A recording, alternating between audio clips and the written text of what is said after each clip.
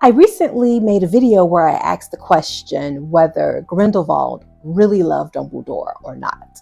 While making that video, I came to the realization that although Voldemort and Grindelwald are the #1 and 2 most evil wizards ever, respectively, they are fundamentally different when it comes to their philosophies. One would think they would work well together, but I think they would be closer to mortal enemies. First off, Grindelwald could be added to the Magneto class villain that probably had a point, but kind of went overboard. Magneto was tired of mutants being oppressed by normal humans, especially since by the nature of being mutants, they were just more than regular humans. You slide down a slippery slope once you start saying one group is superior to the other. But you can't deny that the mutants simply were more. And you can say the same between wizards and humans. Whether one was superior to the other wasn't the point, but wizards were just more. Don't forget that Dumbledore himself helped Grindelwald form his for the greater good philosophy. One can even say that Dumbledore and Grindelwald eventually evolved into both sides of the same coin, like Professor X and Magneto. Dumbledore wanted to look out for the greater good of everyone, wizards and humans alike. Grindelwald was more interested in the greater good of wizards. It is said that I hate les non-magiques, the Muggles. I do not hate them, for I do not fight out of hatred. I say the Muggles are not lesser, but other. In his mind, humans being oppressed by wizards was for the greater good of everyone. At first, the main goal was to overturn the International Statute of Wizarding Secrecy. They did not like the idea of wizards having to hide their magic from Muggles in the modern era. Of course, when they were talking about this, it was 1899, but it was still modern to them. Dumbledore and Grindelwald had different motives for wanting to overturn the International Statute of Wizarding Secrecy. Dumbledore's were more selfish because he didn't want to be responsible for constantly hiding his volatile baby sister. That's your sister Ariana, isn't it? She died very young, didn't she? My brother sacrificed many things, Mr. Potter, on his journey to find power, including Ariana. And she was devoted to him. Not that she could help herself, she was an obscurial. An obscurial is a young witcher wizard who had developed a dark parasitical magical force known as an obscurus as a result of their magic being suppressed through psychological or physical abuse. They would occasionally suffer from these uncontrolled magical bursts that acted like a bomb. And most obscurials died at a very young age. They really didn't make it past puberty. With one parent in prison and the other dead, it was up to Dumbledore to take care of his younger sister and keep her from making any public scenes. But if the International Statute of Wizarding Secrecy was overturned, he could probably abandon his younger siblings to take care of themselves and go out and live out the life that he planned for himself. Grindelwald's motives probably had to do with being fed up from having to hide who he was. Not just a wizard, but also gay. He probably felt it was unfair that the society that he lived in called on him to deny both his magic and his sexuality. Oh, and what a world we would make for all of humanity. We who live for freedom, for truth, and for love. If the International Statute of Wizarding Secrecy was overturned, he could at least be half free.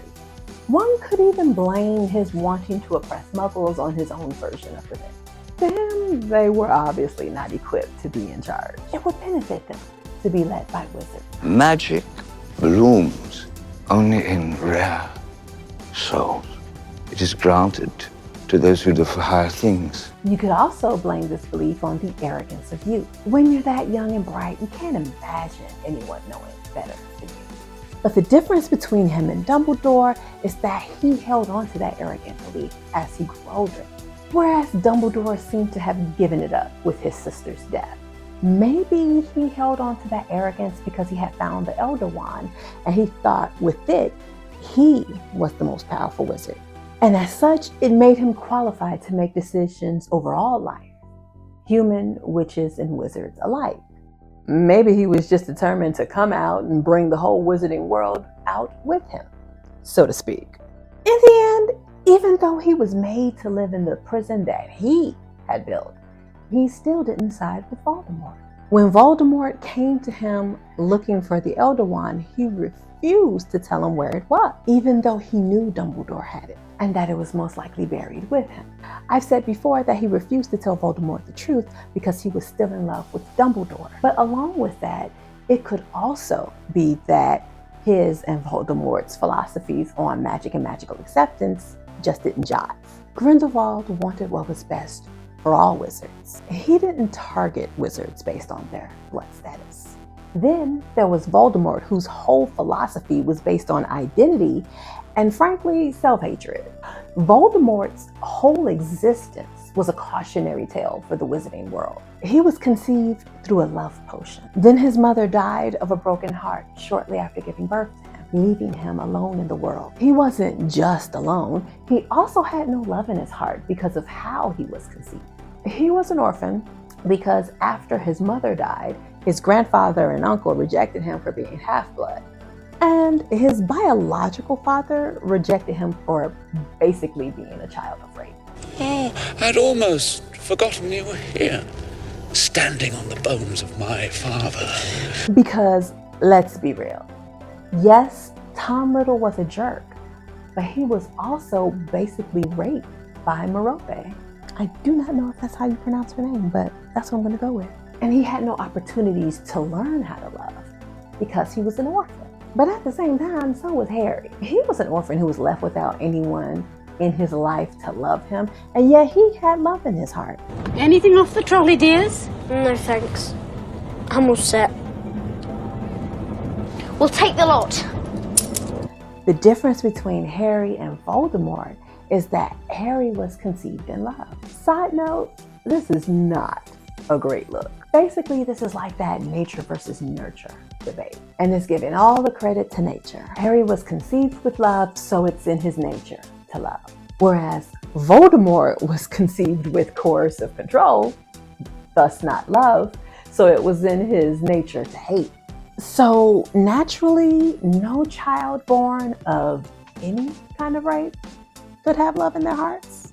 Olivia Benson would like to have a word with you, JK. Live, do this! Live, do that! But yeah, Voldemort hated himself because he was a half-blood. Voldemort, surely you didn't think I was going to keep my filthy Muggle father's name? His family was from a long line of pure-blooded wizards descended from Salazar Slytherin himself. You're the heir of Slytherin. And he came along and tainted the whole line. So he turned his hatred of himself onto everyone like him. He hated half-bloods for tainting the magical lineage. But he really hated Muggle-borns for having no ties to the magical community, besides the fact that they randomly had magic. In his mind, it was a privilege that everyone didn't deserve. With his logic, he would be included with those who didn't deserve magic. I think in his heart, he didn't think he deserved it either, which is why he was so fanatical about it. He's like those serial killers who kills the same type of person over and over again because he's basically killing the person they represent over and over again. But for Voldemort, it's himself that he's killing. Every time he questions someone's right to have magic, he's questioning himself. Every time he kills someone he feels is not worthy to have magic, he's killing himself. It's ironic that he went to such lengths to become immortal when he's symbolically killing himself over and over again. Like Grindelwald, he gravitated towards the dark arts, but that's because he has nothing but darkness within him. Grindelwald had been influenced by his school, but the darkness inside Voldemort destined him for the practice. When he was searching for a way to become immortal and discovered the Horcruxes, he was delighted that he would have to kill in order to make them. And how does one split his soul, sir? I think you already know the answer to that, Tom. Murder. Can you only split the soul once? For instance, 6 and 7. 7? he immediately went and killed his biological father and paternal grandparents. Grindelwald had the arrogance of youth. Voldemort was just devoid of love and friendship. He needed to put other people down in order to make himself feel better about himself. For example, there was a conversation between him and Snape in the Deathly Hallows. He needed to say he was extraordinary and the Elder Wand wasn't living up to his reputation. No, I am extraordinary, but the wand resists me. But if he really was so extraordinary, why did he send a 16-year-old boy to kill Dumbledore? He needed Dumbledore dead. Dumbledore was the only person, aside from Harry apparently, who could stop him. So why didn't he do it himself? Because I think even he didn't think he was more extraordinary than Dumbledore. He couldn't defeat Dumbledore when they dueled.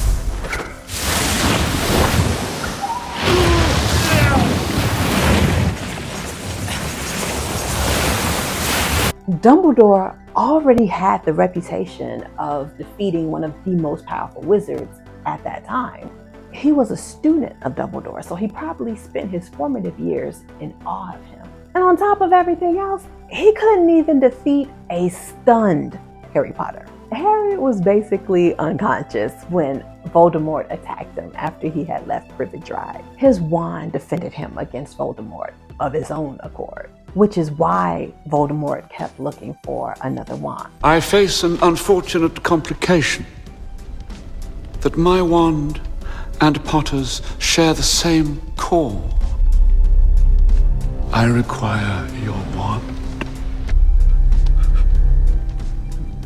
Because, of course, it was the wand's fault. He was the greatest wizard that ever lived. Harry was just a half-blood. But so was Voldemort. They were both half-bloods. They were both orphans. Both of their wands had feathers from the same phoenix. They are, in some ways, twins. Hell, it was Dumbledore's birth. Besides age and experience, they were the same on paper. But by the time he got the Elder Wand, he was on his third wand. He had to be doubting his abilities by then. Both Grindelwald and Voldemort's philosophy can be traced back to a personal issue that they were either trying to work through or refusing to acknowledge.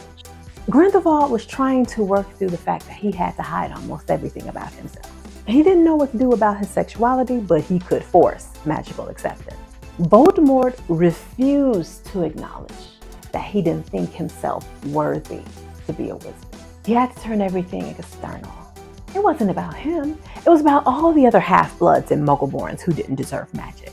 And he wasn't less than extraordinary because of his tainted blood. No, it was because of a prophecy that a baby would defeat him. He, the most powerful wizard ever, was defeated by a 1-year-old boy.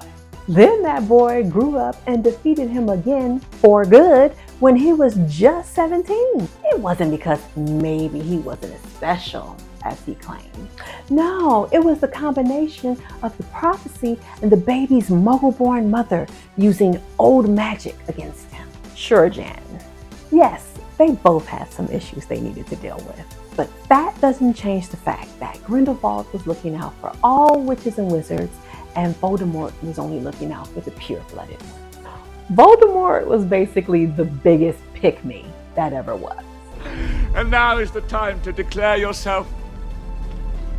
So, do you agree that Grindelwald and Voldemort would most likely not be besties? Let me know in the comments below. Come back Friday when I break down just how trifling Albus Dumbledore was. Don't forget to like, share, subscribe, and hit the bell notification to know the next time I upload or go live.